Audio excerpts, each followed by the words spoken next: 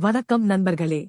இன்றைய வீடியோவில் தமிழ்நாடு முதலமைச்சர் விஜய் தொடர்பான முக்கியமான மற்றும் வைரலாகி வரும் செய்திகளை பார்க்கப் போகிறோம். முதலாவதாக, கர்நாடக மாநிலத்தில் உள்ள புகழ்பெற்ற மூகாம்பிகை அம்மன் கோவிலுக்கு முதலமைச்சர் விஜய் சென்றுள்ளார்.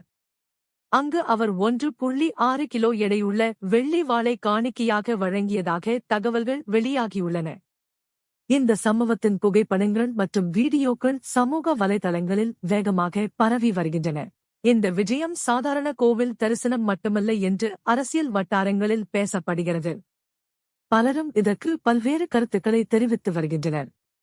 விஜய் ஆதரவாளர்கள் இதை ஒரு ஆன்மீக பயணமாக பார்க்கின்றனர். அடுத்ததாக, ENET தேர்வு விவகாரம்.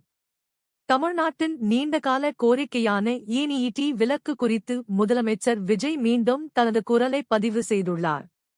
மாநில மாணவர்களின் நலனை கருத்தில் கொண்டு மத்திய அரசு நடவடிக்கை எடுக்க வேண்டும் என்று வலியுறுத்தியுள்ளதாக தகவல்கள் தெரிவிக்கின்றன. இதோடு, கல்வி நிதி ஒதுக்கீடு தொடர்பாகவும் மத்திய அரசிடம் தமிழகத்திற்கு கிடைக்க வேண்டிய நிதியை விரைவில் வழங்க வேண்டும் என்று கோரிக்கை வைத்துள்ளார். மேலும் சமீபத்திய டெல்லி பயணமும் இன்னும் அரசியல் வட்டாரங்களில் பேசுபொருளாகவே உள்ளது. தேசிய அரசியல் தலைவர்களுடன் நடைபெற்ற சந்திப்புகள் எதிர்கால அரசியல் நகர்வுகளுக்கான அறிகுறியா என்ற கேள்வியும் எழுந்துள்ளது. இதற்கிடையில் பெண்கள் பாதுகாப்பு தொடர்பாக தமிழக அரசு அறிவித்துள்ள திட்டங்களும் மீண்டும் கவனம் பெற்று வருகின்றன. சமூக பாதுகாப்பு மற்றும் பெண்கள் நலன் குறித்து அரசு எடுத்து வரும் நடவடிக்கைகள் குறித்து பல்வேறு தரப்பினரும் கருத்து தெரிவித்து வருகின்றனர்.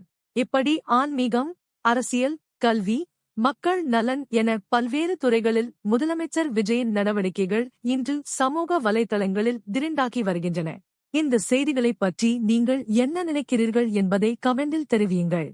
வீடியோ பிடித்திருந்தால் லைக் செய்யுங்கள். சேனலை சப்ஸ்கிரைப் செய்யுங்கள். மீண்டும் ஒரு புதிய அப்டேட்டில் சந்திப்போம். நன்றி. வணக்கம்.